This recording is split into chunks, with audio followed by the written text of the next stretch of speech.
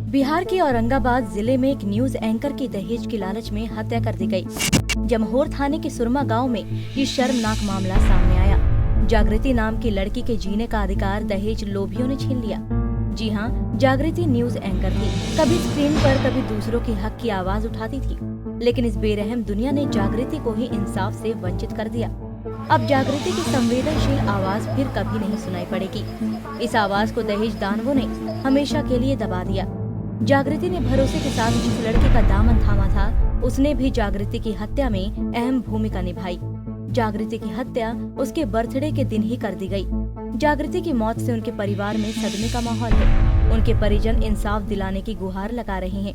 हम इसको भतीजे को 3 साल पहले हम शादी किए, तो पढ़ी लिखी थी।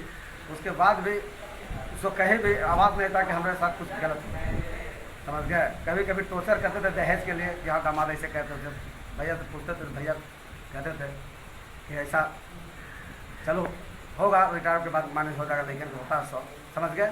कभी कभी 45 लोग करते थे। सास जो है रिटायर टोर्चर करते, वो अकेला रहना चाहती थी। वो 10 दिन पहले हमारे घर आई थी बच्चा के सुई दिलाने के लिए। उसके बाद रात में लोग फंक्शन मनाया करते, समझ गए। फंक्शन मनाने के बाद, जन्मदिन मनाने के बाद हम लोग को व्हाट्सएप पर सब लोग कॉल किया है, बात किया है।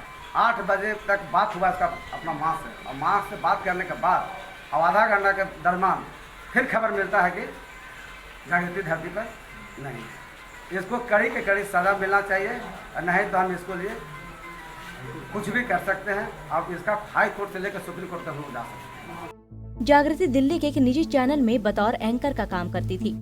लॉकडाउन से पहले अपने पति के साथ एक शादी समारोह में शामिल होने वो अपने ससुराल सुरमा गांव में आई थी।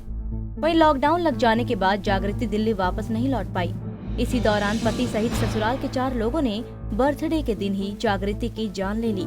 बताया जा रहा है कि लालची और बेरहम ससुराल वालों ने दहेज की खातिर उनकी गला दबाकर हत्या कर दी।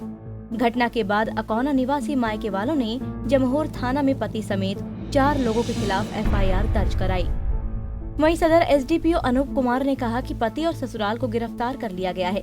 उन्होंने कहा कि इस मामले में कड़ी कानूनी कार्रवाई की जाएगी। उसमें हम लोगों ने प्रारंभिक तौर पर अभी उसमें 2 लोगों को हम लोगों ने गिरफ्तार किया है। एक तो जागृति है, उसके हस्बैंड को, और उसके ससुर को। इन दोनों लोगों को हम लोगों ने गिरफ्तार करके भेजा है और मामला दहेज हत्या का है। और पोस्टमार्टम रिपोर्ट नहीं आया है। पोस्टमार्टम रिपोर्ट आने के बाद में और उसमें पता चलेगा। दहेज हत्या जैसे घिनौने अपराध में शामिल लोगों को सख्त से सख्त सजा मिलनी चाहिए। अब वो दौर नहीं रहा कि दहेज की लालच में किसी बेगुनाह इंसान की हत्या कर दी जाए। बिहार के लोगों को इस तरह की घिनौनी मानसिकता से दूरी बना लेनी चाहिए, नहीं तो पूरे देश में बिहार की छवि बिगड़ती ही चली जाएगी। पंजाब केसरी टीवी के लिए औरंगाबाद से प्रियदर्शी की रिपोर्ट।